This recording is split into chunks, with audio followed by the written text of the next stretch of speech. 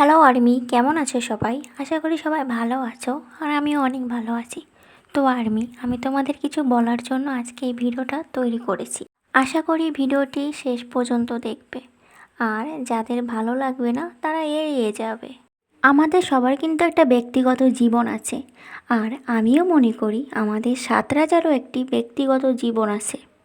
আমরা জানি যে বিটের 7 সদস্যদের একদিন বিয়ে করতেই হবে, কিন্তু সেটা ডিসব্যান্ড হওয়ার পর।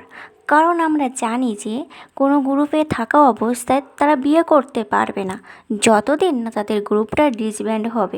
আমার মনে হয় তাদের ব্যক্তিগত জীবনে আমাদের নাক গলানো উচিত নয়, কারণ সবারই কিন্তু একটা ব্যক্তিগত জীবন আছে, আর সব কিছু নিয়ে কিন্তু বেশি বাড়াবাড়ি করাও উচিত নয়।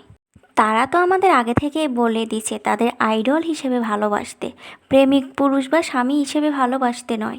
আমি জানি না আমার এই কথাগুলো কার কতটুকু ভালো লেগেছে, কিন্তু আমার এটাই সঠিক মনে হয়।